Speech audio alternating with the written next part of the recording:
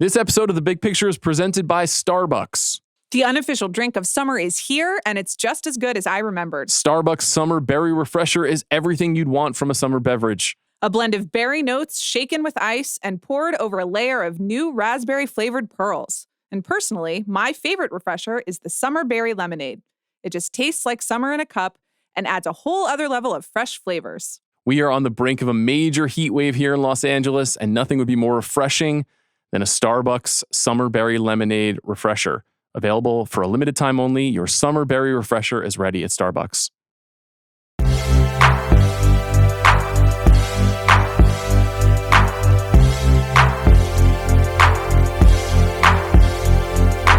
I'm Sean Fennessey. I'm Amanda Dobbins. And this is The Big Picture, a conversation show about Superman. There is a new Superman movie in the world directed by James Gunn. We will talk about it on this episode. Before we get into our conversation about the movie, which we've just seen last night, there was a small bit of movie news, which is that Dune Part 3 is real. It is happening. It is not called Dune Messiah.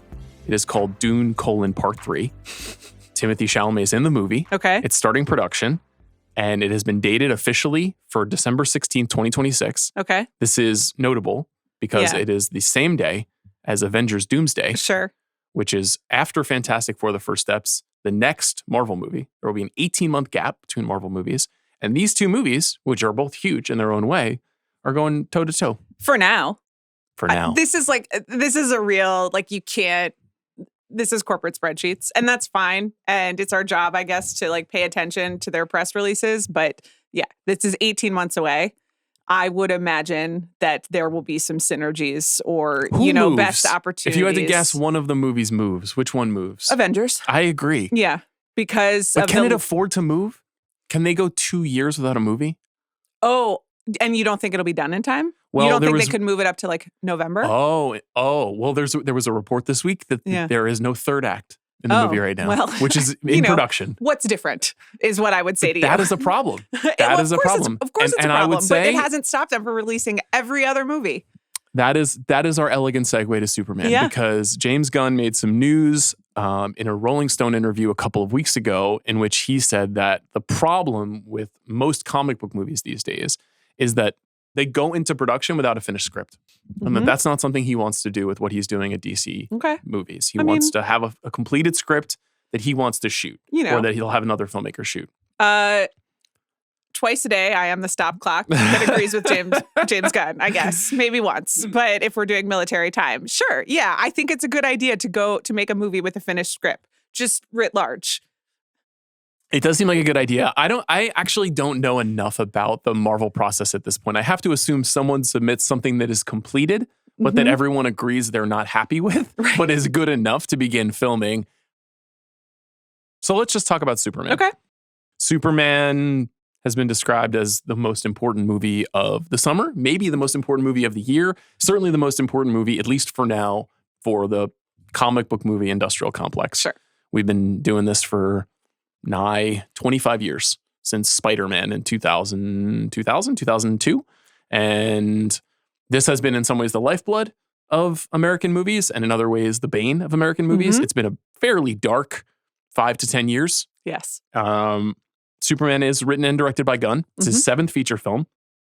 Clearly very inspired by All-Star Superman, which is a Grant Morrison run of the comic book from about 20 years ago.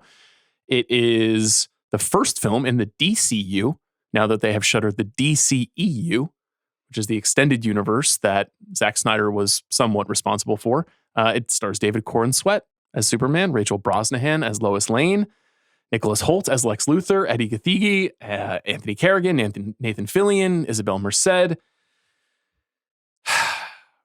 The logline of the movie is this. When Superman gets drawn into conflicts at home and abroad, his actions are questioned, giving tech billionaire Lex Luthor the opportunity to get the Man of Steel out of the way for good. Will intrepid reporter Lois Lane and Superman's four-legged companion Krypto be able to help him before it's too late? What did you think of Superman? It works. And honestly, half of the movie I was pleasantly surprised by. The other half, I am famously and committedly allergic to James Gunn's brand of filmmaking and certainly most of his sensibilities. And I think some of that was my allergic. Some of what doesn't work is my allergic reaction, and some of what doesn't work is choices that I don't think pan out that perhaps mean I'm right, but that's fine. But I think he is great. She is great. Nicholas Hoult is wonderful. Despite whatever's going on with that character. And so if you get the three main leads, and you get the chemistry, I think, for me at least, the rest falls into place around it. Yeah, I think this is a great movie. I don't know if it's a perfect movie. Yeah. It's not a perfect movie. I do think it is a really great Superman movie. Yeah. And those are really hard to do, which we've seen. I think you could make the case that there has not been a great Superman movie since Richard Donner's Superman. I'm very fond of Superman 2, particularly Donner's cut of Superman 2. And the 1980 movie, which you and I both watched this week, or 78 movie, I should say, casts a very long shadow over Superman at the movies. And I give Gunn a lot of credit for finding ways to echo and parallel the success of that movie and replicating really none of it. That this has the feel because of the John Williams score and the typical iconography of the suit and the hopefulness of the character. But the way that the story is told, the way that it looks, the performance style, the writing, and the desire to, I think, reflect the real world for better or worse, makes this a completely different kind of comic book movie. And there are a lot of things that he attempts to do that I feel comfortable saying do not work, but I'm really fascinated and interested and in many ways rooting for the fact that he did do them. And how we unpack that will be probably a big part of this conversation.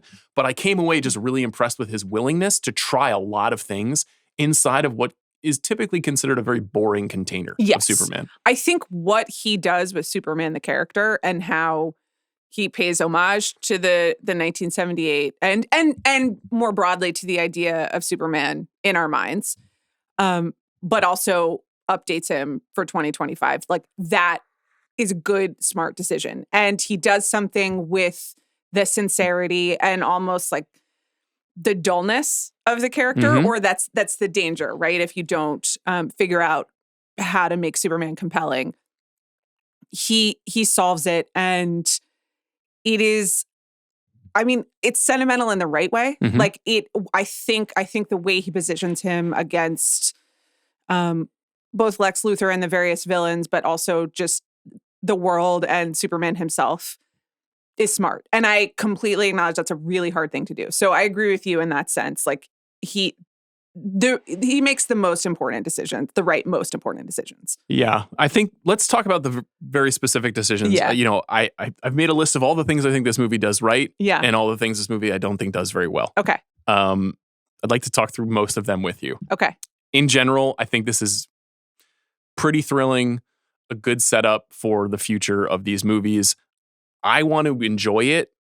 Okay. As a standalone experience. Well, yes. And I would argue that some of the you in DCU creeping in throughout this movie in like all the various ways that takes shape is what is frustrating about it to me. Or not even frustrating, but less successful. When I checked out. Yeah. When I was like, oh, you're doing this now. Okay. And also notably when the movie gets away from Superman and from Lois and from Lex Luthor, who I thought were great. So all part of my notes. Yeah, go ahead.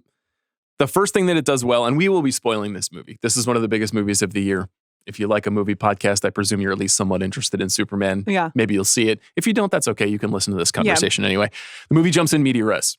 There is no real backstory in this movie. There's no origin. There is a title card of a sort. And I got so stressed out. There's so much text. And I'm a visual learner except for the title cards explaining like Baroque setups of superhero and sci-fi movies. And I said to you, oh no, but I did my best. I sat there and I was like, I'm going to absorb every word. I felt that, so it's styled in a 3 centuries, three centuries ago, this happened. Yes. 3 decades ago, this happened. Right. So, but, I liked the repetitive, the structure. There was almost it was something for me to hold on to framework wise to remember what was going on. But I was nervous about the amount of information that was being conveyed to me via type in a short amount of time. So to me, I was relieved by that because it was a fake out. It was this suggestion that you were going to get a Star Wars-esque scroll. Mm-hmm. But in fact, like, it operates in the same way. The same way that Star Wars kind of just thrusts you into the world. And in the first Star Wars film, you're just on a ship with Darth Vader and we're off in the middle of the story. This movie operates very similarly. There is a great amount of history around metahumans and a Kryptonian who has arrived on this planet. Right. But the movie more or less assumes you know all that. And so where we start is Superman has just lost a battle. Yeah. Which is unfathomable in general because he's Superman. Right. And by the time you get to the end of that title sequence, it's like 3 minutes ago. Yes. It's Superman, 3 centuries, 3 decades, 3 years. And as the title sequence months. goes on, you realize like, okay, like I'm not going to have every bit of this memorized. But I did feel that very familiar MCU comic book, like homework panic of like, oh God, like I have to. And it does effectively communicate by the end of the sequence that like, oh no, you don't actually have to remember the names of both fake countries. Yes. Gunn has talked very openly about not wanting to do this and that he doesn't feel that we need to see the pearl strewn across the street in the Batman origin story. We don't need to see, all of these images that come with superhero origins. Yeah. He wants to more or less dispense with them, which is good. Now, I would not say he's subverting them. He is still working in more or less canonical mode of Superman. Right. Lex Luthor is an evil billionaire who wants to destroy Superman. Lois Lane is a Daily Planet reporter who, is a fiercely independent woman who also can't help but fall in love with Clark/Superman. Jimmy Olsen is the sidekick in The Office. There's a fun dog. Like, it is all still Superman. And also speaking like canonically, you do within 5 minutes after that, Superman, after the title sequence, you see a very like a familiar image, like recreated for this movie with a funny cameo that speaks to the lore and the origin story of the super. So it still is using the Fortress blocks. of Solitude is in this movie, for example. So all of that stuff is there.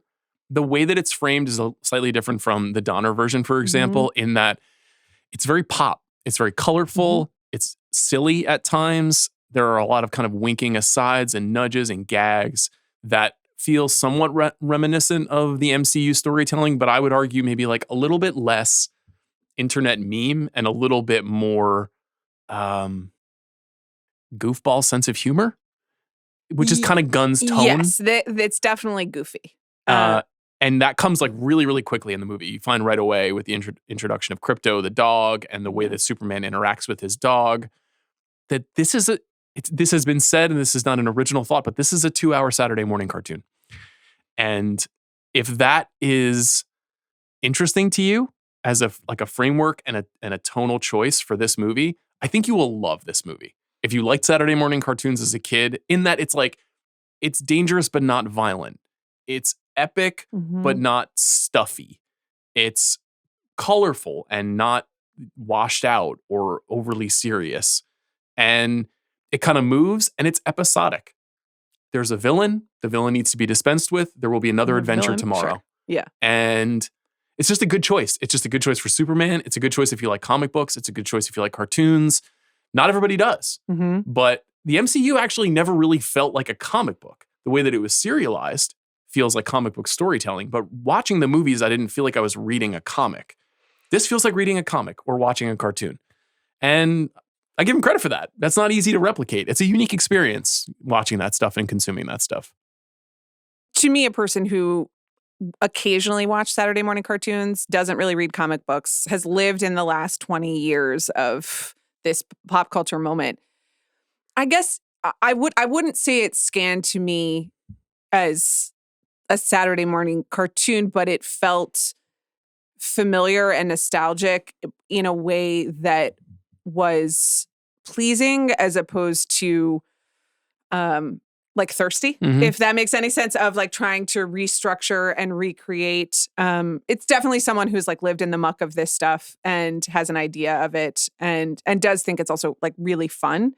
And then to your point about it being pop and like being colorful, I do think half of the visual choices that are made in creating this world like are excellent. And I mean, it's obviously both stylistically and technologically like very, very different from the Richard Donner 1978. But there's a sense that like Superman is operating in a real place for most of the time, even if it's a made up town. And that kind of leaps off the screen, pun intended or not intended, I guess.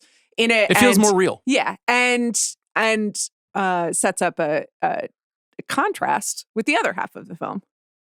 Yeah, we'll get there. Okay. I think my single favorite choice in the movie is the characterization of Superman. This is a very contemporary way to frame this character, who couldn't be considered boring. Superman, his origins are from Jewish creators. It's an alien story. It's a story about being an outsider. It's about a failure to fit in. It's about an aspiration to goodness that is in theory inside all people, but that he kind of represents. He kind of externalizes the potential of the human experience. This Superman is kind of like that, but also a Superman of the self. And this is emo Superman. And we've never really had this kind of a Superman before. And you see it very early on in the film, after that first series of exchanges in Antarctica, when Clark comes back, he's been recharged, and he conducts an interview with Lois Lane in her apartment. Right. And he conducts the interview as Superman, and they're together, and she knows he's Superman. Yeah. So we've kind of dispensed with the whole... Yada, all of that. All of that is gone, which I thought was a good choice, so that we don't have to go through the like, will they, won't they, will she, won't she realize what's going on here stuff. But watching them talk, watching his kind of angst, his nervousness, his frustration with the way that he's perceived in the world. Right. And then, this is something you wouldn't know if you didn't do what I did, but last night I was looking for a song on the soundtrack, and I found the official Spotify playlist. And this probably would annoy you to no end, but James Gunn made a specific playlist for every single character. And I looked at the songs that he chose as like Clark's songs. Yeah. And they're all like early 2000s emo and pop punk. And that kind of perfectly made the character make sense to me. It's like, this is a Superman who listens to All Time Low, and who listens to he's the dashboard confessional Superman. It's like, it's in the text. They're arguing about like, they're having a punk rock conversation. Exactly. And Clark thinks that he's punk. And he's definitely not. And Lois sees herself as someone who is actually punk. But Lois is actually like yelling about bands. Like they play that on the radio, you know? And he's like, well, that means that lots of people like them. That's one of the great scenes of the movie. Very charming moment. Like very funny, and they have real chemistry. But yeah, I agree. Like the struggle is internal as much as it's mirrored both like, who am I supposed to be? To myself, but also to everybody else, which in some ways is like a very familiar superhero thing of like, oh, do people want me to do this? Do people not want me to do this? Like, how do we, what are my superpowers? Like, how should I use them? But it is it's done deftly and with a lot of like care in this. So you actually do believe that Superman is just like trying to figure things out. He's just like, he's early 30s. He's trying to get in touch with his feelings.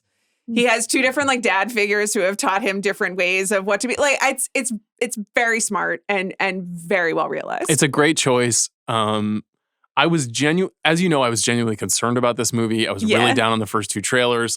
I didn't really understand the David Corenswet thing, and now I understand it. I understand it so powerfully. He was a very good choice for this because he's not Henry Cavill. He is not made of absolute iron and has like a lantern jaw. That's not what this Superman is. He's still the most powerful being on Earth, and is going to save the day. And is tall, dark, and handsome, very handsome, and fits the mold. But there's something vulnerable about him. They have humanized the inhuman. That's kind of the idea of this movie. And I think it works really well. And it is like, it's the modern condition, Sure. Everyone is just more sensitive now than they were 50 years ago, than they were 100 years ago when the character was created. We don't have as much of the stiff upper lip that we might imagine was like a character of the country, or at least the American man. So I liked it. I really liked it. It also allows Lois to be less helpless and more the hero, more Rachel Brosnahan. If Superman is having a crisis of confidence, Lois like knows what's up. Yeah, she's like, get it together, bro. Lois is our girl boss for forever. And I normally mean that in a rude way, and I think that it's actually a great character and performance. I mean, obviously the journalistic ethics will we should go through that at some point. Sure, yeah. Amanda's journalism corner. It's just there's a lot here to discuss. And I also wanted to talk about their copy editing process on the ship, but that's skipping ahead. Anyway, at the end, journalism is done in this movie. I'll have you know, it is done. And she also like drives, like an IMAX ship, so she gets to do all sorts of things. Okay, this is something that you might not like, but I find to be a fascing component of the movie that is related. Yeah, no, it's definitely like I see it. Okay. I know what you're saying. It's. Let me say it and you can quibble. No, okay? Not that I quibble with it. This movie helped me understand why I am so allergic to so much of James Gunn's output, including almost all of his promo stuff. This is the apotheosis, though, of that condition. Yes. So in the movie, James Gunn is Superman. Yeah. It's unmistakable. There is a plot in this movie where Superman comes under fire because a piece of his past related to his parents is unearthed by a vicious enemy who then uses the nefarious and boundless evils of internet troll armies to repeatedly misinterpret to the public the reputation and standing of, quote unquote, the last good man in society. Yeah. And this is exactly what happened, at least in his perception, I think, to James Gunn. In 2018, he was fired from Guardians of the Galaxy Volume 3 by Disney because old tweets were unearthed, and he was roundly castigated and pushed out of comfortable society. Now, I think better judgment prevailed on Disney's part. He was rehired. Obviously, the cast of that movie was furious because they love him, and he also helped make their careers in some ways with those movies. But this telling is simultaneously like a very personal exorcism of a publicly embarrassing moment for him, and also just kind of like revenge porn against Disney. And I think that's fascinating. Like happening in the biggest movie of the summer is, to me, if you want auteurism, if you want a personal vision, he did it. He did that. Yeah, I don't disagree. I think that there is just an undertone, or maybe not even of main character energy and great madness that some self-pitying that is exasperating to me.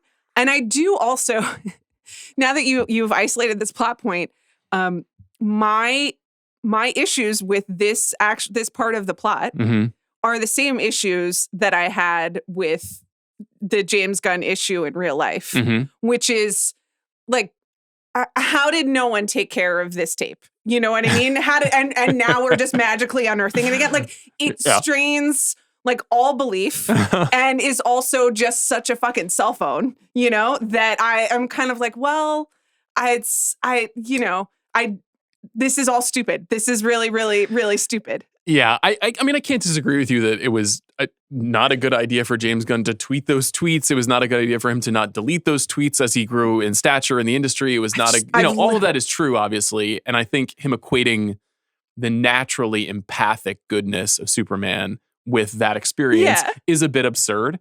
Now, here's where I'm going to really going to go for it. Yeah. The movie that this reminded me of the most, and I thought of it about halfway through the movie, is The Brutalist. Oh, I thought you were going one more. No, I mean, listen, I said great main character energy for a reason. The Brutalist is essentially the same story. Right. About, in that case, a great artist who is believed to be at the absolute top of his class, who is then exiled and used by powerful forces and then discarded. And obviously, Brady Corbet sees a lot of himself in the Adrian Brody character in that film and is applying some of his experiences as an artist and characterizing them, and also using tremendously traumatic historical conflict as a backdrop for the story. And this movie, which we will get to, does very much the same thing. Now, are Superman and The Brutalist similar kinds of movie-going experiences? They're not. But they're kind of similar filmmaking perspectives. And yes, Obviously, 100%. I love The Brutalist. Yeah, 100%. I think why make a movie? Why write and direct a movie if you're not going to pour yourself into it? If you're not going to pour your ideas about your experience as a living person into it? I think I have a natural empathy to that. I'm interested in what people have to say through this medium of storytelling. And so I liked that Gunn did it. Now, is it goofy? It's a little goofy. Yeah. But it's better than just like, here's Captain America 4. You're an idiot. I hope you enjoy this. You know what I mean? No, I totally agree. I do think that baked into both The Brutalist and this. I agree with you. You're going to write and direct something. Tell you write what you know. Write yourself. But implied in both of these takes and this filmmaking perspective and the hero as the unimpeachable force who is misunderstood or blockaded by everyone else. And if this person could just get final cut on life, then everything would be right in the world. Like lol, a little bit. And do you know why lol? Because I saw all the parts of this same movie you made that don't work, you know? So I don't know if we can trust you with the final cut. And there is something in the text that they are making about their own kind of infallibility that show their fallibility at the thing they are doing that makes me laugh. Well, that's all. The dividing aspect of those two movies, though, I think I was a little bit more frustrated by hearing you say that about The Brutalist because I was like, this is a small movie. Like, if that part of the movie doesn't work, for example, that's fine. Like, this is something that was really important to him that he wanted to put on screen. Totally. You could call it pretentious. You could say it's unsuccessful, but it is from a very pure place. To try to do that inside of a Superman movie, which is literally potentially a stock price moving venture, right, is a wild act of self-regard. And I don't mean that negatively. So I'm fascinated by that being in the movie and by it being so transparent. Now I'll suggest one other person that I thought of while watching the movie. Yeah. And this one's funny. Maybe it's a troll and maybe it's not, but I thought of Taylor Swift. Sure. Because Taylor Swift, this is her iconography. The most successful artist of her generation. Truly beloved. Mm-hmm. In many ways, seemingly infallible and invulnerable. Mm-hmm. But also someone, no doubt, stricken by a kind of main character, how could this happen to me energy. Pretty much through all the way up until 3 years ago, I would say. Has made a tremendous amount of money on that particular identity. Ideology. Yeah. And that is the Superman we're getting. Yeah. What does it say about you that when a man does it, you think it's really bold and exciting, and when Taylor Swift does it, you're one of her greatest detractors for 15 years? It says I have a lot to learn. I think my challenge is specifically that I just don't ultimately like Taylor Swift's music that much. Yeah. And I do like James Gunn movies. Yeah. And that's really all it boils down to. Sure. I mean, I like same, but in reverse. I enjoy Madonna. If Madonna positioned Madonna's herself awesome. In the same way, I'd be more forgiving because I like her music more. So, but to me, this kind of framework is very common. And it also applies to the real world. I mean, this is how a lot of our world leaders position themselves to us. They say, I'm all-knowing and all-powerful and I have everything. Why won't everybody stop attacking me? Right. And it's just a smart way to frame, or at least it's representative of a common psyche amongst the powerful. I think that's really what I'm trying to circle. That is true. And it is also, it is the greatest weakness of otherwise deeply powerful people is being why don't you like me? Why don't you like me? Yes. So I guess there is some self-knowledge in that, though not, I don't know whether I think it's actually self-knowledge or just accidental. I don't know either. And it feels unmistakable to me, but I could be wrong. James Gunn could say, I wasn't thinking of that at all. Yeah. Seems unlikely. Okay, now this might be where we diverge a little bit. Okay. So to me, the Metropolis world building and the pacing of this movie is very good. This is a movie that I think looks good. It is not in New York, but it feels close enough. It's Cleveland. It's Cleveland, okay. Yeah, or many of the locations are in Cleveland, and I think it's based on Cleveland because apparently Superman also has some historic origins in Cleveland. Okay, maybe the founders are from Cleveland. The creators are from, I can't recall if the creators are from Cleveland. That makes sense. That's great. Not so far from Kansas. That would be logical. I think Metropolis looks pretty good. And I think the pacing of this movie is very good. This movie's under 2 hours. Yeah. We are living in the era of the 2 hour and 48-minute comic book movie. And we've kind of whinged about it quite a bit in the last 5 years. Mm-hmm. And this movie's pretty brisk. Why would you think I disagree with this? Well, it's because I was unbothered by the loading of the movie, I'll say. That there are a lot of characters in this movie. Yeah. That they are kind of like one of the only times I heard you sigh during the film was the introduction of the, quote, Justice Gang. Yeah. Which is Hawk Girl, Mr. Terrific, and the Guy Gardner version of Green Lantern. We can talk about Green Lanterns if you're interested at all. But they show up on the scene to battle a kaiju with Superman. Yeah. And it just kind of turns into a comic book movie all of a sudden. Mm-hmm. You know, what had been like a more tightly focused character study of Superman and his battle with Lex Luthor became a lot of CGI, a lot of flying around and fighting a monster. Yeah. I thought that was the stuff that wasn't going to work when I was watching the trailers. And I thought it worked really well. Now, it does do one thing that I don't like, which we can talk about in terms of getting less Superman. Yes. But I think that those characters and the way that they're framed in this world is pretty mild. It's not a lot of like over explication. There's a shocking lack of exposition in this movie. That's true, except their job and what they have to solve is the most mumbo jumbo exposition of the whole film. Yes. So my problem with them, in addition to they show up and you're just like, oh great, it's another superhero movie. And to me, we can talk about whether this does feel like a Marvel movie or whether it feels like a departure. I think it can be both. But, you know, I'm trained at this point, like, oh great, okay, so here's the spinoff for the next thing, and here's like what we're setting up. And I sighed because I was tired of that.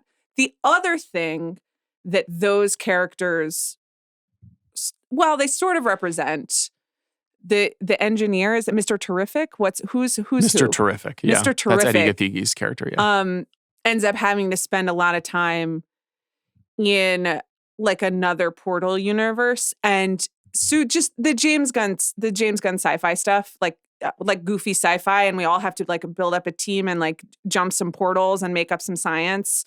And have like a lot of creatures who, you know, look a lot like humans that I know, but you know, like it's not my flavor. I just I don't like it.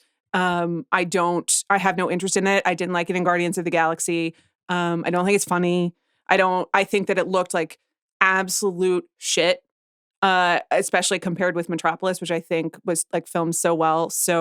And those action sequences are like very exciting.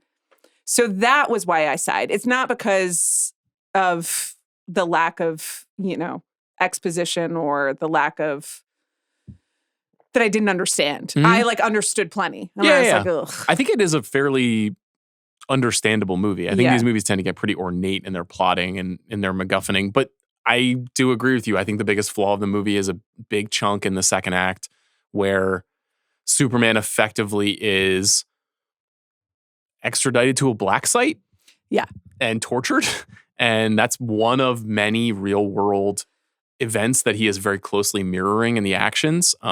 His detainment itself is clearly a nod to the practices of ICE and illegal immigrants. Absolutely. And the idea of like taking people, you know, government sponsored, but sort of like black shadowed exactly disappearancing. Like, licensed out. And the American government is represented in this movie as kind of, they have faces, but they're just in one room doing what Lex Luthor tells them to do or not do. Yeah, or they're just, like, bureaucratic to not functions. Yeah. And they're more or less being controlled by money. So we can talk about some of those aspects of the movie. Right. I do want to talk about those aspects of the movie, but those aspects of the movie lead directly to this period where they enter a pocket universe, which Lex has created in an effort to kind of disappear his enemies. And the pocket universe is a pocket universe. It's not the real world. It's on the verge of a black hole. And it's just kind of a CGI mess. And it's like a drag in a movie that otherwise I think has a lot of invention around how it wants to look and how it wants to represent Superman existing in the pop real world of Metropolis. And that's the only time when Mr. Terrific's exposition machine is going at all times. Exactly. He has to tell Lois everything that is happening. There are lots of gizmos and gadgets. Yeah. It was definitely the sequence of the movie that I liked the least. I didn't like how it looked. I thought that the ideas, like when he's being hauled off, I was like, oh, wow. This is totally pretty dramatically showing us what our life is like in a Superman movie. Yes. And that is still like actually like in Metropolis, and the people are like the whatever, like the Black mercenary Ops. crew mercenaries, is like looks a lot like ICE. And there is someone like, it's Frank Grillo, right? Who is explaining, they've contracted you out so they don't have to deal with it. Exactly. So you have no rights. Like they don't apply to you because you're not a citizen.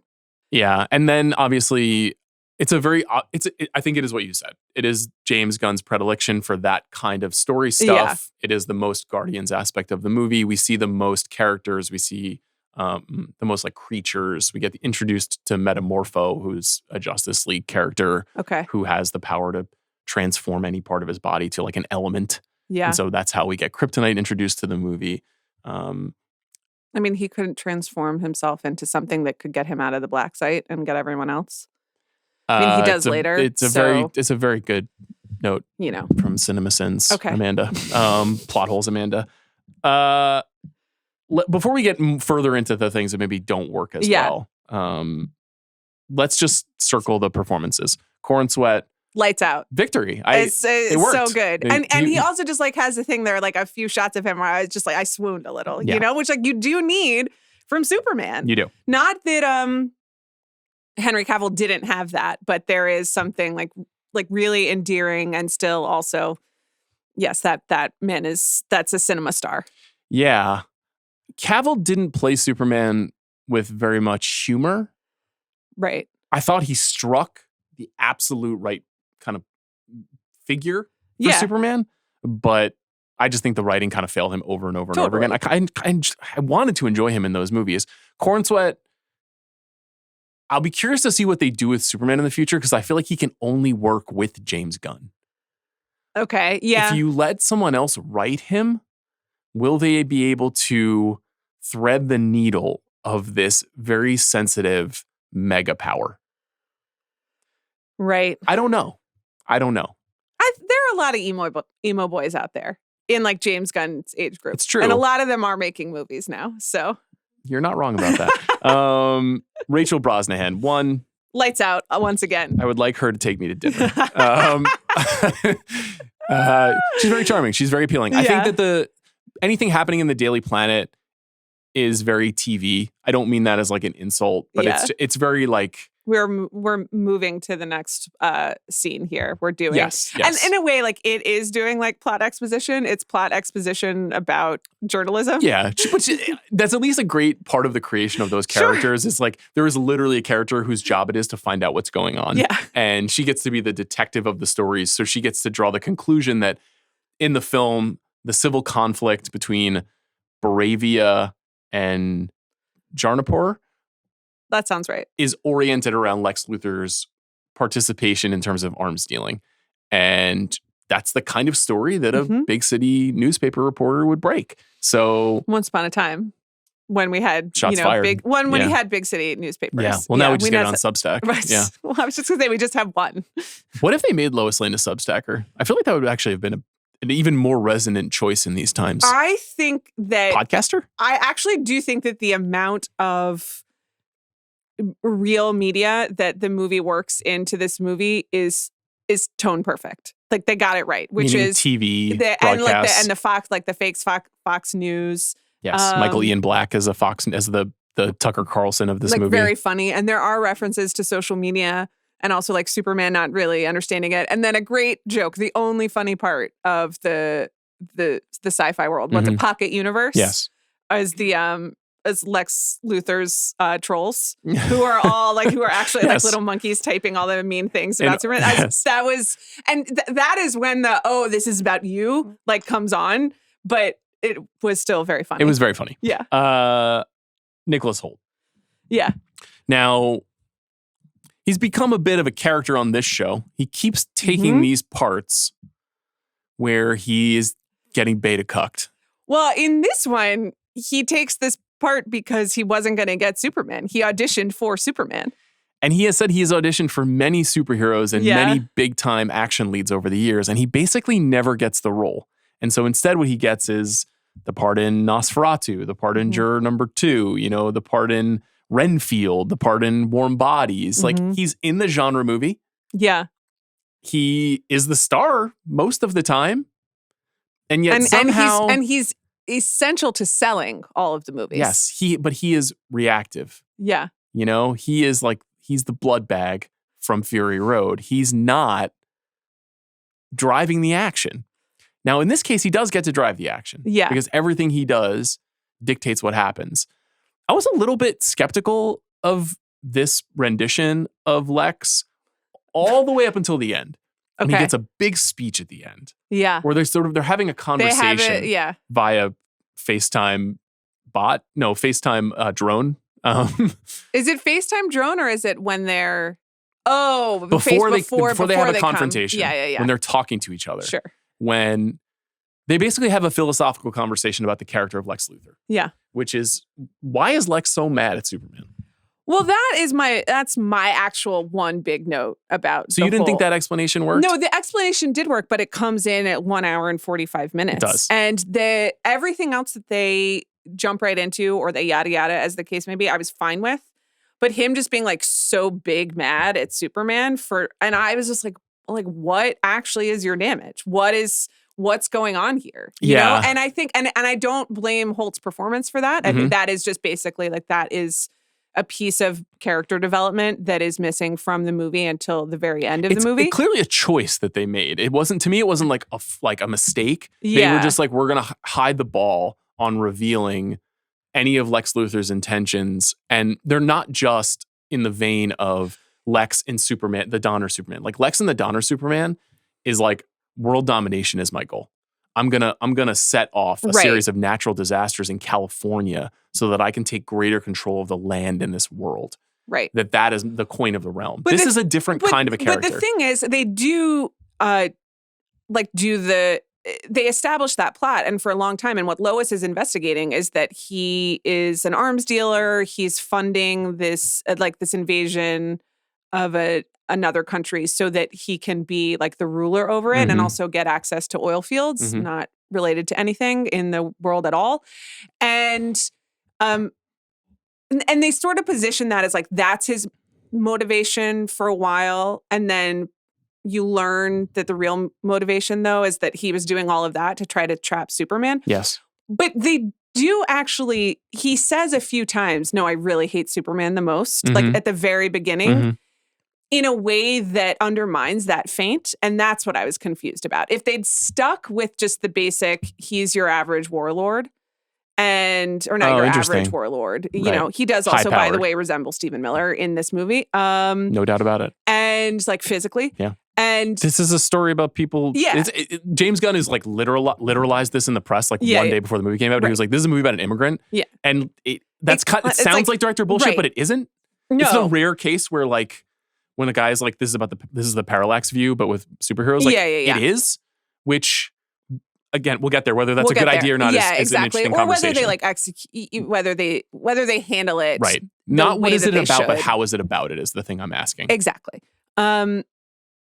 Anyway, they undermine the feint of like, he's just doing this for power and land and money. Yeah. Too early on. I just really liked the way that, to me, this was really good Gunn storytelling. And I don't know if he found this in Morrison or Tom King or one of the other writers, but Lex saying, it is envy that drives me crazy. It is envy that drives me to want to destroy you, because the envy that I feel locates the fact that we're all weak, and that weakness is what drives us mad. And I can't live like that. I can't. And that is...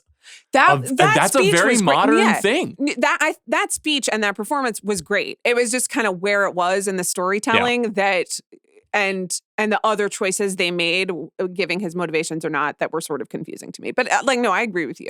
Everything they're yelling at each other in like the sunny ship, and I also really liked the sunny ship, like the tower bridge that takes off. Yes, yeah. But no, at some point it's flying. Was great writing. It worked for me. I agree. That stuff is really good. That's somebody who gets those characters and has something to say, I think, through those characters. And Eddie Gathegi is like the third lead of this movie. He's in more than Nicholas Hoult is. Yeah. As Mr. Terrific, a character that I'm just not all that familiar with. I'm not a huge DC person. Okay. I thought he was pretty good. Yeah, I felt bad for him. He had to like work with a portal for a while. He's in a portal. A lot of paper mache. Yeah. You know, I wonder like how many times they had to like redo that, you know, because the like crinkly stuff. I actually like I guess the production design and the actual the textures of everything. It all feels very real. Well, until you actually get to the black hole stuff. Yes. And that's very bad. But I will give them, and that was also that was true of Guardians of the Galaxy 3, a movie that I straight up hated. But he is saddled with a lot of silliness. He is. He does get one badass fight sequence that lasts like 1 minute where he puts they're about to get to the portal and he puts Lois in a force field bubble so she won't be injured by all of these mercenaries, and he dispatches them in a kind of a classic James Gunn semi slow-mo set to a pop song. Right. Cool design. All of the mercenaries have real like Broadway cast member energy to their moves, and like I even noticed the choreography, like everyone like landing their spot, and they're just like you know, and you can really, and these are choreographed, and I consider like them, you know, dance sequences in a lot of way, but you could see everyone knew exactly where their marks were and was like really going for the mark. That's the Gunn thing, is like he's kind of a hokey razzmatazz guy. I kind of like that about him. I mean, he's not Stanley Donen or anything, but he does like that. Let's slow this movie down for a moment. It's not the slowing down. It's like I would have asked for another take from all of the You didn't like jazz hands actors. Mercenaries? I would have said, let's land it a little more naturally. You know, like hit the mark, but also make it look like you've been here before. In general, I think with the exception of the big Proton River Pocket Universe save, which I really was not fond of at all. I thought most of the other big action set pieces were pretty effective. I think the big showdown near the end between Ultraman and the Engineer and Superman was pretty cool. Which is that the one in the baseball stadium? Yeah, that was, and I think that's the Cleveland Stadium as well. Where the Guardians play. Yeah. Okay. No, I thought that was great. Is the Engineer the one with the whirring things who like magically finds whatever? She has, I guess, nanotech. We'll get to it. Okay, we'll get to it. I also thought the kaiju sequence was pretty funny. Yeah. The idea of just like letting loose a little monster that would grow overnight and then it becoming... Agree. And the fact that it wasn't like... That wasn't the big conclusion to the third act of this movie. No, it was just 8 minutes in the movie just to show, like, introduce new characters and to do the thing, which is like the movie is constantly trying to distract Superman from what's really going on in the world, which is itself a kind of load-bearing metaphor about how things work right now. And it was funny in the right way. Like at one point they're attacking the kaiju's eyeballs, and then they cut to a woman who's like both videoing it on her phone and grossed out. Yeah. You know? And you're like, oh, okay. And I think if that had been like the only, you know, creature-based funny James Gunn thing, I would have been really into it, and just keeps going. I will say that also has one of like 5 different dog moments in the I'm getting to Crypto. But I just wanted to identify that's one of them. I don't even, is that Crypto or is that another one? I think it was Crypto. It does look like Crypto. Yeah. Okay. Here's what I wrote about what doesn't work. Okay. There is undoubtedly, and if this is me contradicting what I've just said for the last 45 minutes, please tell me. I contradict myself? You know? Yes, I contain multitudes. There is an inherent tension between James Gunn's joke-a-minute patter, the kind of tension-deflating dialogue, with Superman's strong silent iconography. That Superman is a representation of an ability to endure. And that the movie wants to upset that expectation, but I think it's still ultimately at its best when it is just sincere. And when it is just Lois and Clark looking at each other, being real and not making jokes and not being like, I was doing important stuff, you know, like the goofy lines that Clark or Superman is constantly being fed throughout the movie. He's not Star-Lord. And 1000%. I don't know how to rationalize this in a James Gunn movie because I'm like, I don't want James Gunn to not be James Gunn. But whenever Superman said something like that, I was like, that's just stupid. That's just lame. That doesn't feel right. He had a couple comedic moments as Clark that I did think really worked. I think Clark is a little different but I guess even in the interview when he's Clark, but he's Superman, he's dressed as Clark, but he's being Superman. And Lois is like going back and forth. And she's like, do you think this is going well? And he's like, I think I'm doing a good job. That was funny. That is funny. So there are moments to locate it. I didn't feel this tension as much with Superman himself, just because there weren't that many instances of it, as with the movie writ large. And some of it might be that I don't think that James Gunn's sense of humor is ultimately that funny, or rather, I think the pacing of it is really off. And this movie really extends all of the jokes way past where they need to go. And part of me wondered whether that's a response to the kind of one-off quippy nature of Marvel things. I mean, these are quippy, but it's like quippy for a full minute. And we're not going to do it once. We're going to do it like 4 times. Yeah. And there's a sequence where the Lois goes to confront the Justice Gang to try to encourage them to help her find Superman.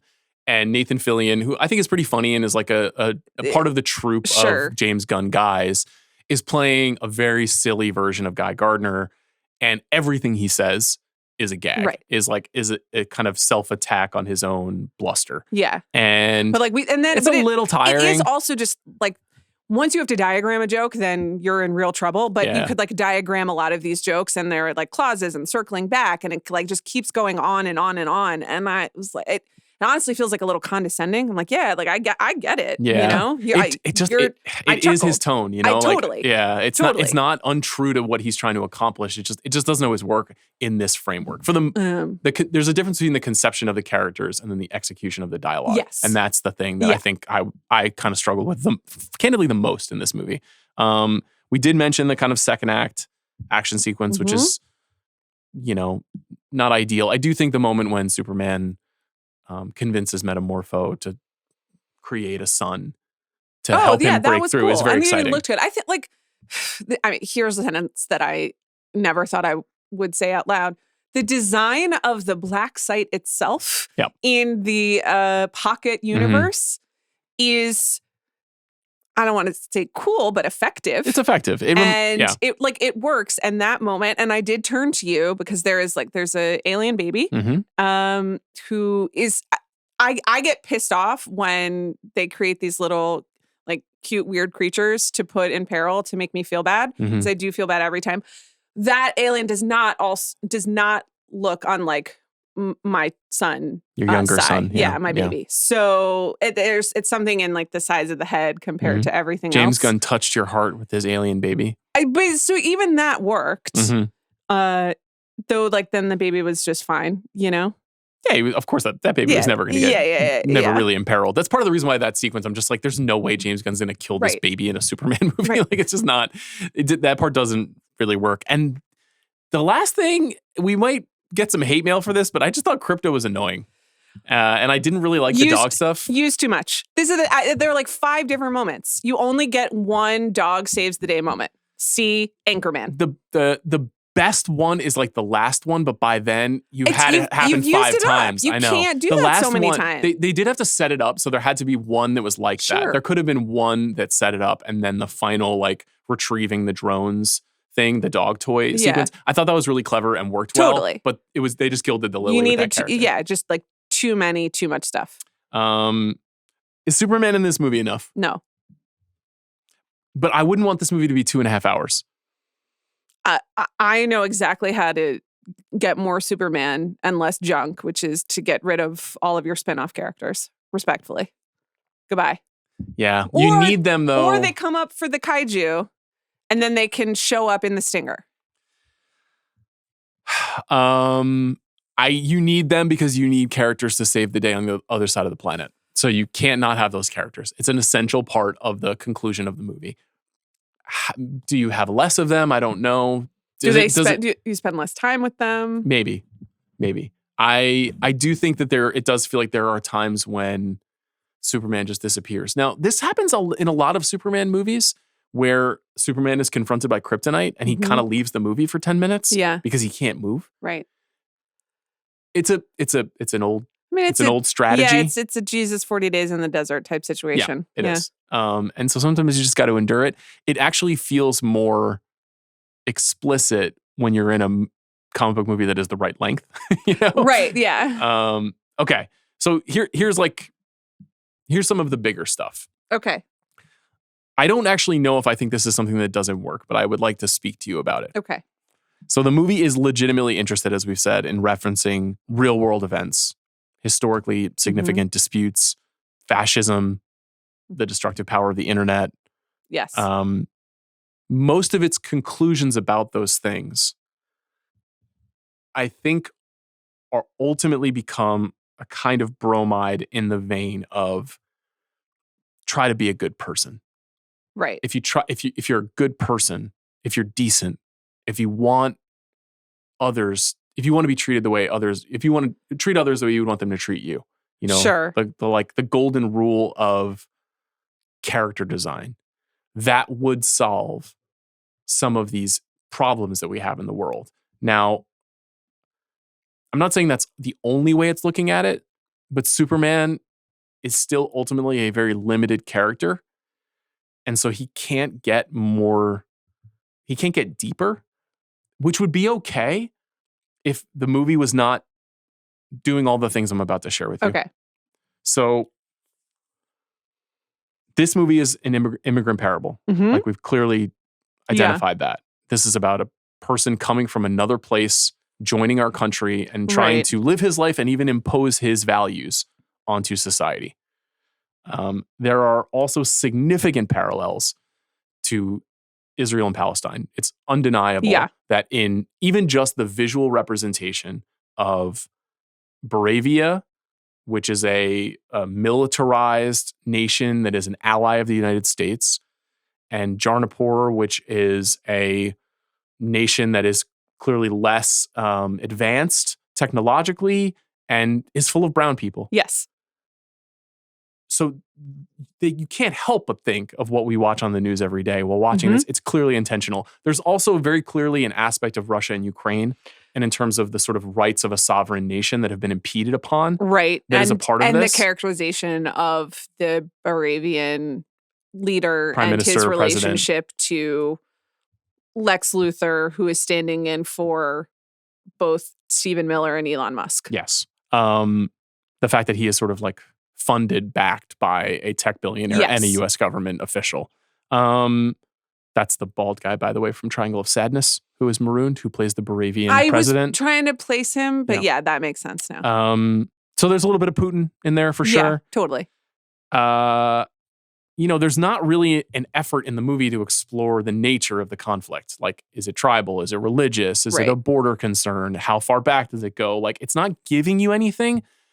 But well, there's the speech, not the speech, but the interview between Lois and Superman as Clark Kent, which, is, I think, a deft piece of screenwriting in a lot of ways. But the fact that I can't locate, is he Superman? Is he Clark? In that moment, like, he doesn't really know either. And that's interesting.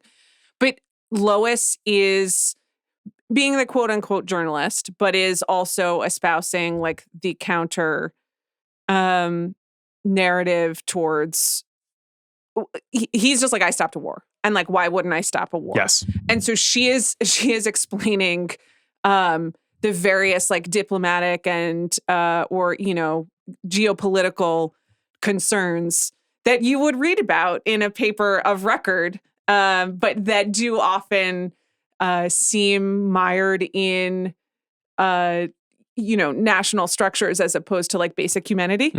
So even there, a little bit of the it is echoing our media discourse as much as it is in a very smart way, because Lois is forced, maybe just out of concern for being sued, to represent that point of view, even though as a person we know she doesn't believe that. But then like one scene later, Lex Luthor leverages that concept, the idea of Superman breaking these treaties to do what he feels is right, to then gain power from the U.S. government to do whatever he wants. Just pretty savvy stuff in a comic book movie. I agree. Like, I honestly, I thought that part of it, at least, between Lois and Superman and Lex was handled well and that it worked in the movie. I definitely thought about real world stuff, but I wasn't like, oh, this doesn't work. I was just like, huh, you did that. Yeah. Yeah. And I see what you're doing. I kept, Black Panther is also a movie that is very much about isolationism versus interventionism. Like that's the thing that elevates that movie out of the mire of your workaday comic book movie is that it really has things on its mind about national identity, what class represents to people living in America versus living overseas, all this other stuff. This movie has some of that on its mind too. There's not a lot of other movies that get that deep into the ideas of the nation state. I couldn't tell if this movie ultimately lands on Superman's kind of Pollyanna, every human life is valuable point of view. Right. Is trying to represent like an unrealistic Obama era fallacy or what James Gunn actually believes, but maybe also recognizes is unsustainable given all of the structures, guardrails, restrictions that define global interaction. He put it on the table. Yeah. I liked how he put it on the table. Yeah. I don't think he doesn't solve anything. He doesn't offer a solution, which, I don't have a solution either. Of course, no one does. That's the problem. I'm not holding that against him. I think, the movie does ultimately conclude with Superman is right. And Superman is vindicated with the help of his friends who, as you pointed out, they saved the conflict on the other end of the world so that he could, I don't know I guess he's saving the universe. He's got to patch the universe together. I understand that the world splitting is like sort of an homage to the original Superman as well. But I could have done without that. And then maybe Superman could have just it's a pretty heavy metaphor about the division amongst us. Sure. Yeah. You're on one side, I'm on the other side of the split planet. Right. This is a movie about borders. I mean, it literally is. No, I know. But anyway, the people who believe in good and human life save human lives, and everybody else. What happens to everybody else? Do we know?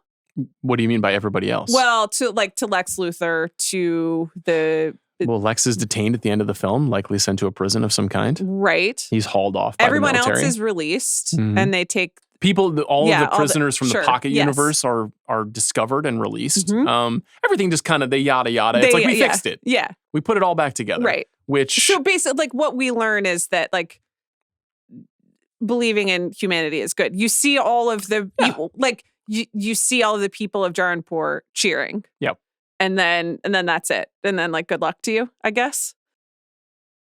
Yeah, I don't know. It doesn't mean that like Baravia no longer exists. Right. Like this is, in theory, this is a centuries old conflict. And that's kind of my point is like, I think it is, if not brave, at least interesting to try to represent these things in a movie like this.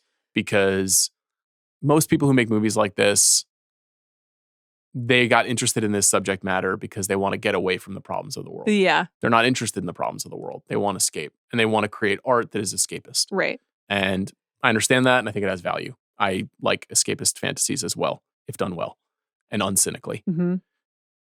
We didn't mention the street vendor, sorry. Speaking of real world stuff and the most horrifying part of the movie. Yeah, I mean, there is a character who is seen as the empathic human stand-in for everyone's relationship to Superman and the kind of like our innate desire to be good and to do good, which is what Superman is all about. And he goes to Superman to help him in a moment of need during a big battle in the early part of the film. And then that character, who is not white and not born in America, presumably, a street card vendor, is then ultimately dragged into the conflict with Lex Luthor and amidst a game of Russian roulette is murdered. Yeah. It's the only really truly bracing violence in the movie. And done like in wide shot. And is also what incites Metamorpho. Yeah. Though, and I mean, and it is so upsetting that rather than the peril of his cute alien baby son is what gets him into the mix, which again, I had some Metamorpho not developed as character. I really enjoy Anthony Carrigan. He's one of 2 actors from the TV series Barry that are featured prominently in this film, in addition to the guy who's working with Frank Grillo in the government. I can't recall the actor's name. He's a really good actor. He played one of Barry's buddies from the military. I think that's not a hard one to understand. And I think the point is taken, which is like totally black site torture, like Abu Ghraib style torture and murder is horrible. Yes. And creates like a global precedent that is terribly devastating for our ability to be a country that in theory represents profound values.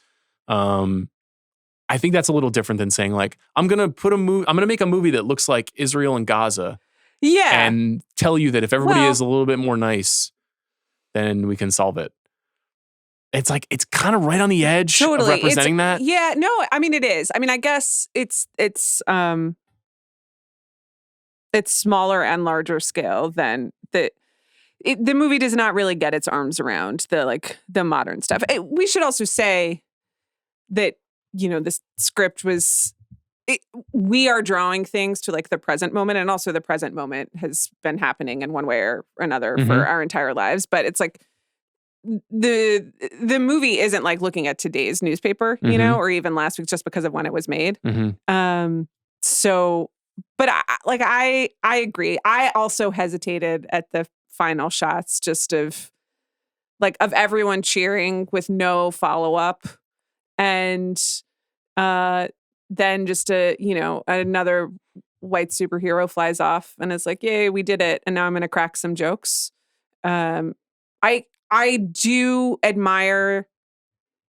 Do I admire, or am I at least impressed that he raises the questions?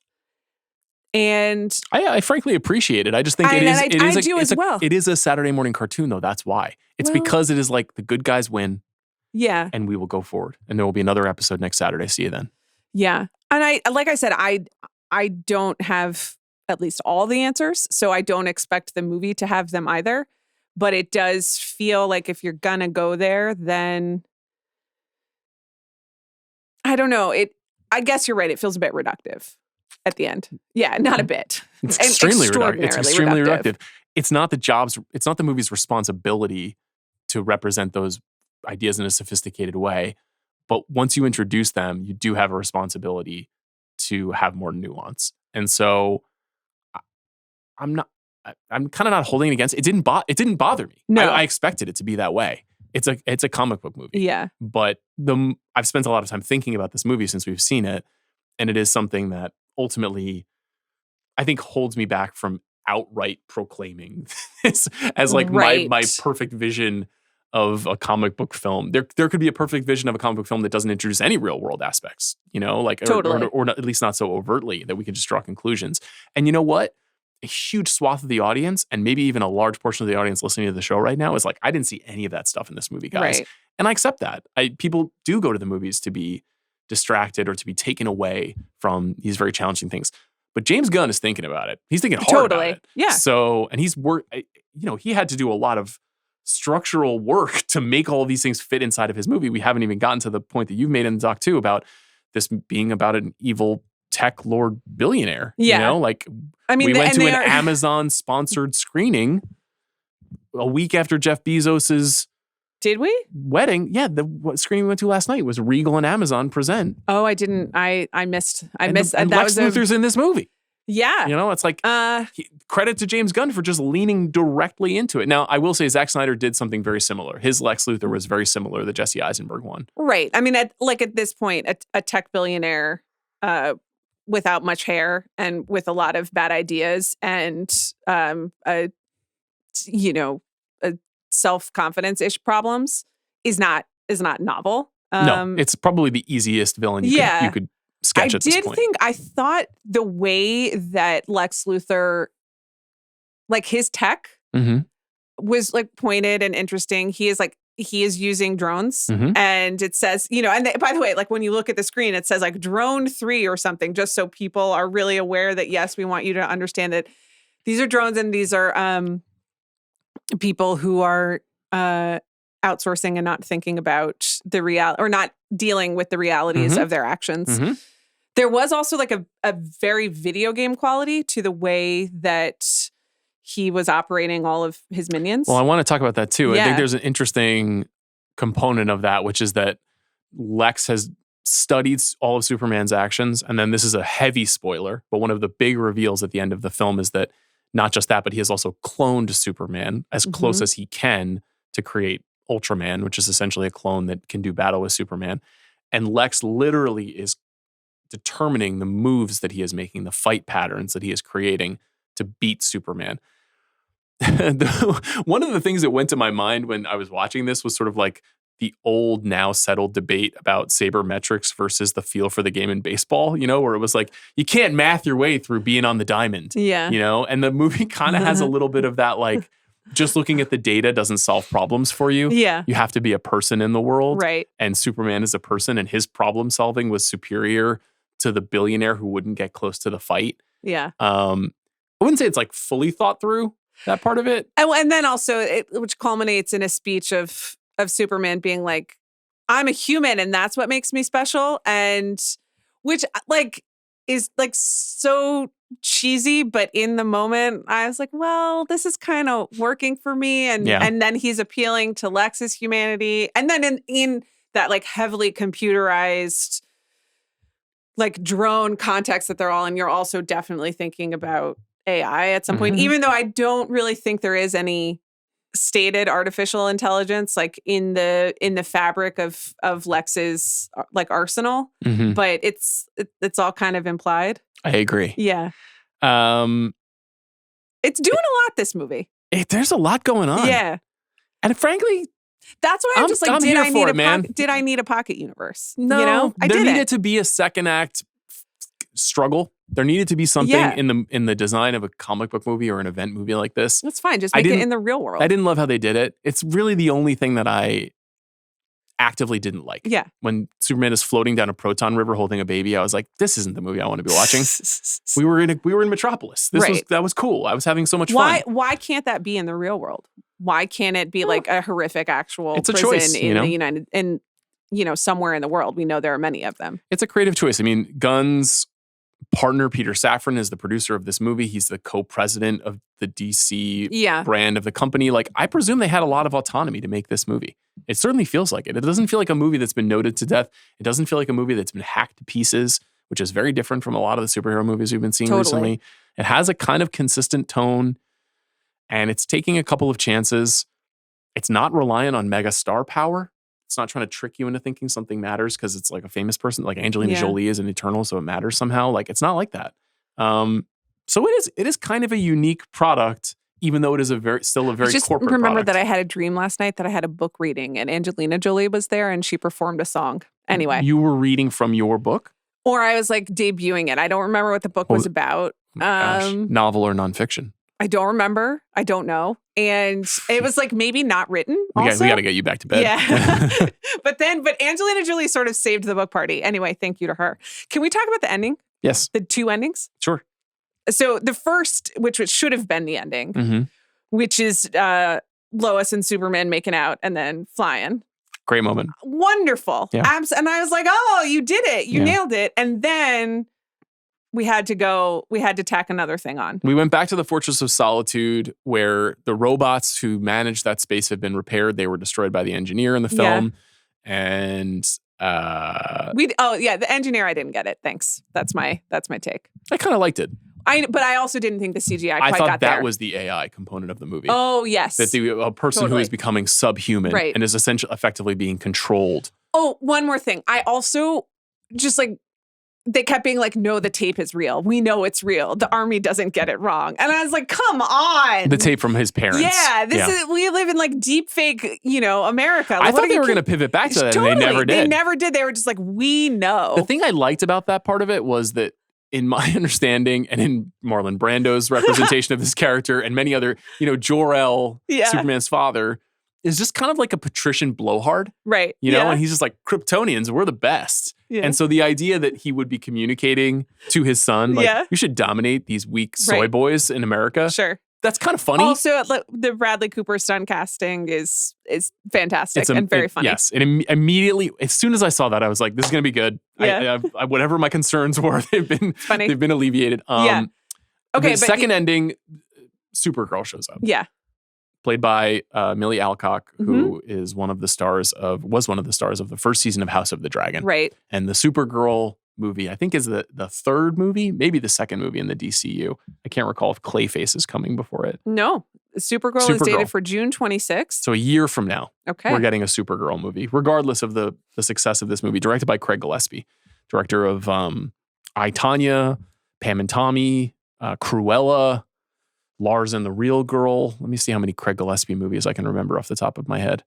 I would say a talented but annoying director of movies. Has an incredible visual style, but I'm often extremely enervated watching his movies. Sure. I mean, it's me, but for James Gunn.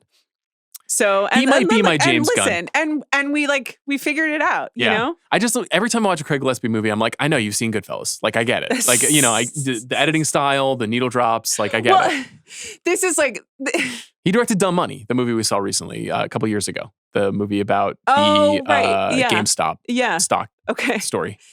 This is how I feel about the Supergirl thing, which in addition to, being set up and whatever, Millie Alcock seemed funny. She and David Corenswet had, comedic timing or whatever. Cousin energy. But then we have to sit and it's like he wants to watch the tape of his family and then it's home videos from his Kansas parents. Mm-hmm. And I was like, yeah, you're James Gunn. You believe in family, like found family. We get it. Yeah. So I was annoyed by that. Yeah. One of the first things I Googled when I got home, and I knew the answer to this, but I just wanted to be sure, was does James Gunn have kids?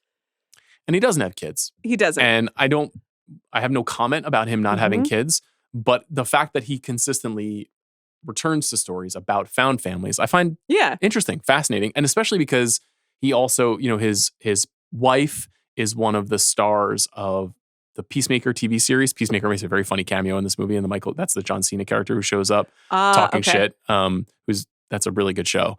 So his wife appears in his work. His brother Sean Gunn appeared in all the Guardians movies, appears in most of his movies, and he also very briefly appears as Maxwell Lord in this movie, who is the character that Pedro Pascal played in Wonder Woman 2.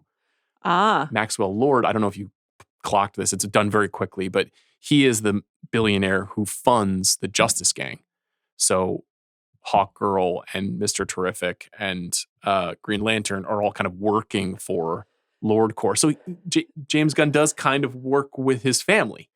Yeah. And I want to be very clear that I think found families in real life are great. Mm-hmm.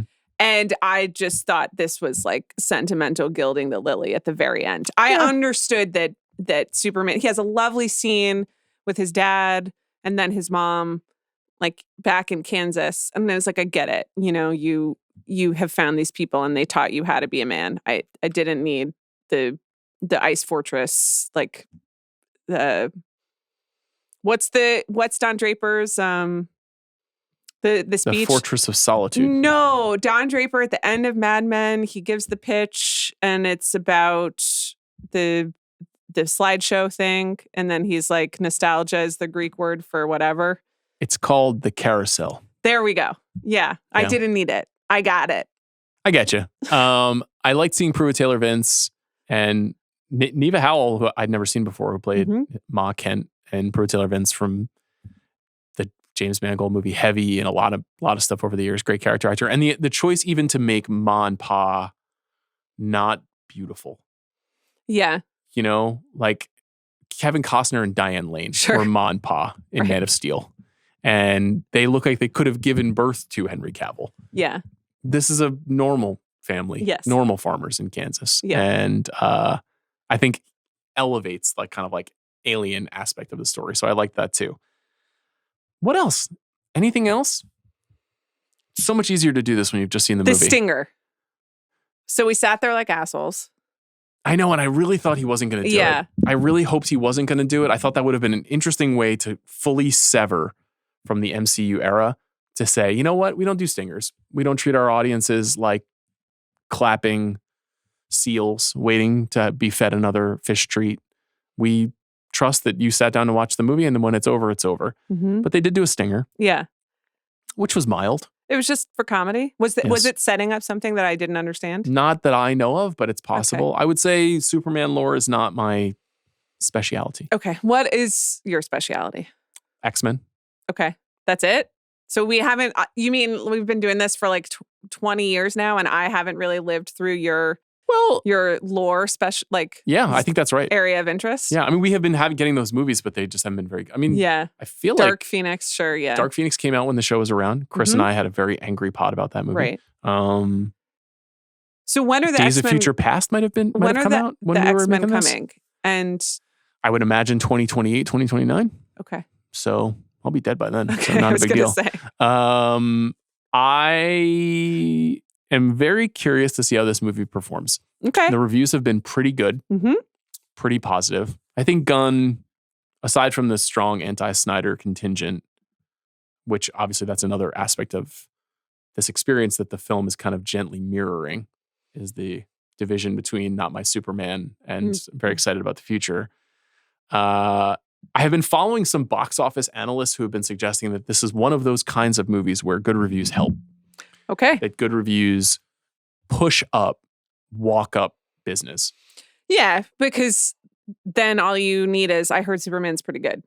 Yes, exactly. That's it. That word of mouth. And again, it's named Superman. Yep. And then it's pretty good. So people are like, okay, I'll go see Superman. You're not here mad today, which I think is a big accomplishment for the movie Superman. Totally. I was even interested in half of it. Yeah. Whether or not you ever interested in another DCU movie is interesting. We have the list here. We do. So we've got Supergirl. We've got Clayface, which is coming out on September 11th. What's that about? The 25th anniversary. Jeez. Clayface is actually an interesting character that might be appealing to you. It's a movie about it's a Batman villain who was a Hollywood actor. Oh, okay. Who uses, I don't want to get this wrong, like a special clay to transform into other people. So it's one part like Lon Chaney, Man of a Thousand Faces. Okay. One part like trying to keep your age and your beauty with, these kinds of influencer style products. And it's written by Mike Flanagan, who is best known for his horror work. And I think they're trying to make a standalone horror movie. James Watkins directed Speak No Evil. Oh, interesting. Who's playing Clayface? It's an actor that I have never heard of before, but has done some television work. I was just talking with some friends about this. Let me see if I can get his name right. I found this to be a really weird choice for the third movie. This is not. Let's see. So this isn't going to be on the box office level of Superman. It's clearly a much smaller. It probably is like a $50 million movie, but in a way, I'm like, that's cool. That's cool. That's cool that they're doing this. So Tom Rhys Harries is the actor's name. Handsome fellow. Okay. He most recently appeared in The Return, starring Ralph Fiennes and Juliette Binoche. He was on Doctor Who. Okay. Cool. So let's talk about the Luca Guadagnino Sergeant Rock thing. I have read the headlines and I've never clicked through because I kind of don't want to acknowledge. Daniel Craig exited. It's unclear if this movie is happening now. I love Luca. Love Kritzky's. I like it when they work together. Who is Sergeant Rock? Well, he's a military figure that was developed in, I want to say, the late 50s. Okay. And a lot of it was, so many of these characters are responses to one another. So this is not quite the DC's version of Captain America, but has some strains of that. It's like kind of a combination of Captain America and Nick Fury put into one guy. It doesn't seem like this movie is going to happen. Okay. So I don't want to spend too much time on it. James Mangold is writing and directing a Swamp Thing movie. I think that's happening. Okay. What's up with Swamp Thing is a scientist who, due to an explosion in a chemical lab, transformed at a lab that is located near the swamp, becomes a kind of half plant, half man figure. Cool. There was a Wes Craven version of the movie in like 1982. starring Adrienne Barbeau that is very memorable to me as a child. Not a very good movie, but that's okay. It's a movie. The Brave and the Bold would be a Batman movie. What's weird about that is that there are already Batman movies, and I heard that Matt Reeves handed in his Batman 2 script, and it's very good. People were really, really deadline shaming Matt Reeves. How did you feel about that as an editor? I think that I felt bad for Matt Reeves, even though you do got to hit your deadlines, but and apparently it was a long time in development, but it seems hard to write a script. It just seems like the other people needed to not be involved. Forgive the comic book dork aspect of this question, but Gunn in the Rolling Stone interview was like, this isn't going to happen, but I'm also not saying it's not going to happen. Robert Pattinson's Batman is not going into David Corenswet's Superman world, but maybe it is. Like, he kind of played that game a little bit in the interview where he was like, I'll never say never. Now, the tone, obviously, of the Matt Reeves Batman movie and of James Gunn's Superman are wildly different. Yes. The color palette, the energy, the music, the framework of the world they don't make sense together. And yet, I would like to see it. I would too. Team Robert Pattinson. And I would like to see Robert Pattinson and David Corenswet in a movie together. I'll bet you would. Yeah. Yeah. In the suits and not the suits. Also, shouldn't the tone of Superman and Batman independently be very different? Isn't that honoring their characters? This is how you do it. And this is then you have to find someone who sees the whole board. This is how you do it. Yeah. Okay. I think they should do that. Now, these are a lot of these films feel. Why do you know that The Brave and the Bold would be a Batman movie? That's the title of a Batman run. What happens in it? I can't remember. Okay. Andy Muschietti is attached to that movie. He directed The Flash. I don't think that's going to happen. Yeah. Okay. There's a Teen Titans movie. There's a Bane and Deathstroke movie. There's a Wonder Woman. There will be a Wonder Woman movie for sure. I don't know. I'm not sure about the DCU. I'm glad we got this movie in the form that we did. I think this movie is going to make $150 million at the box office. This weekend. Over the weekend. Yeah. Okay. So that would be a lot. And here's why. Here's the Superman box office history. Batman vs. Superman Dawn of Justice, which is your favorite Superman film, made $330 million. They wear a lot of vests. They do. Ben Affleck is in it. That came out in 2016. That $330 million is the most domestically for any Superman movie. Okay. Behind it, Man of Steel 290. Yeah. Then Superman Returns, starring Brandon Routh and Kevin Spacey, made 200. Don't remember that. The Donner film made 134. Superman 2 made 108. Superman 3, 59. And Superman 4, which is an out-and-out fiasco, made 15. Okay. You predicted 410 million domestic in our summer movie preview. I predicted 257. Now, I obviously undershot. I don't know how much I undershot. I'm super curious to see where this goes. We'll see. I mean, the thing is that we still don't have... Last year, Wolverine and Deadpool did 600 something domestic. Yep. And went over $1 billion globally. Yet. Yeah. So meaning we haven't had a movie like that. Yes. Yeah. If this movie goes over $1 billion, it will be the first. It'll be the first Superman movie to go over $1 billion. I think will it be the first superhero movie not named Deadpool and Wolverine since Spider-Man No Way Home to go over $1 billion? It might be. That's very rare now. It used to be very common. Right. Remember when Captain Marvel just made $1 billion, even though it was trash? I don't. It did. It did? Yeah. How much Aquaman made $1 billion. Well, that I remember. But, that's like, that movie's fun. But that's at Christmas, and you guys just you go and you're underwater. Not Chris, though. That's what happened. Yeah. Chris didn't go. He'll never go underwater. He'll never know the way of water, as we know. Unfortunately for him. Someone suggested that we do a watch along Avatar: The Way of Water. Oh, okay. Would you do it? Yeah, sure. Pyakon, remember the whale? Yeah, that was very beautiful. Yeah. And then when we couldn't explain what was going on with Sigourney Weaver, but it's cool stuff that's going on. So. I love it. I think it's interesting. Yeah, no, it's great. I mean, we got to figure out the watch along logistics in a way where I can be comfortable. Okay. We'll get you a couch. We'll get you a fainting couch. And we need snacks and stuff. I took Superman in the auction this week. Yeah. Which I now feel pretty good about. I asked you yesterday, 2 days ago, Oscars, Superman. What about now? I mean, what is James Gunn's history? I don't think he has a single Oscar nomination. I have to be honest. We talked about mostly what is good about this. Mm-hmm. And even the stuff where we're like, we're not really sure if he landed the plane on the real world geopolitical stuff. But even the things that don't work, we talked about them in mostly positive ways. Mm-hmm. There is a lot of space junk in this movie. There is just straight up at least 45 minutes of garbage looking space junk. And I don't know if you get that past people. You know, he was nominated for Best Adapted Screenplay by the Writers Guild of America in 2015 for Guardians. Yeah. You remember when Guardians came out? It was like, holy shit, this is actually good. Yeah.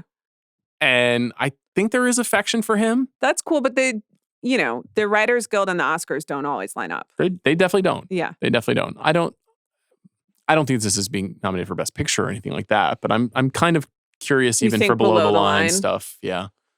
Maybe some of it looks good and then some of it really doesn't. And if you want visual effects or whatever, you still have to sit through the black hole. You're right. You're right about that. It's tough. Any concluding thoughts? It seems good. It was good. I'm not mad. Yeah, I could tell you were not mad last night, even though we did the thing where we don't speak after we've seen a movie. We're like, we'll see you tomorrow. Yeah. See you in the pod room. Which is a bummer because we saw it in the SGV and then we could have just gone to dinner.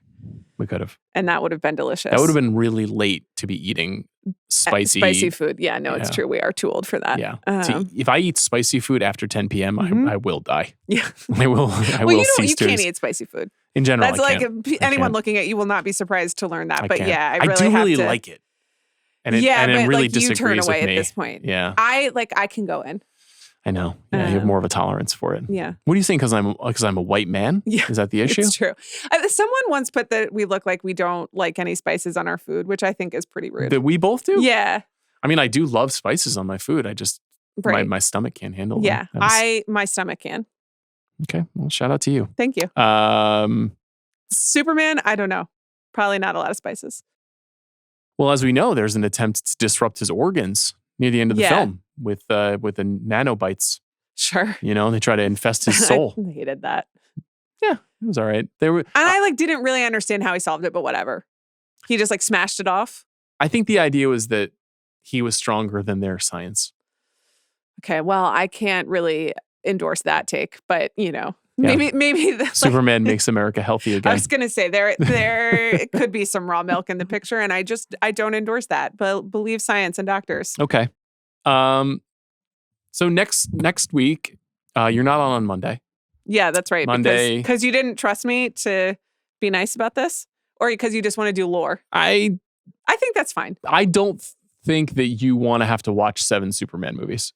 That was my thinking. Yeah, totally not. So next Monday, me and Van Lathan and Rob Mahoney will talk about this Superman movie, talk about the box office, talk about the reception of the film in general, and we'll rank every Superman movie. Now, for those listening at home, that includes Superman, Richard Donner, Superman 2, as directed by Richard Lester, Superman 2, the Donner Cut, a recut version with Richard Donner's intended outcome, Superman 3, Superman 4, Superman Returns, Superman Man of Steel, Superman versus Batman Dawn of Justice, Batman versus Superman Dawn of Justice. Who got first billing there? I think Batman did. Batman did. Ben Affleck did. And then Justice League.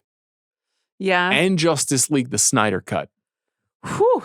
Or Zack Snyder's Justice League is how I believe it's titled. Now, I don't know how many of those I'm going to revisit. Some of them. I've already watched Superman 1 and 2.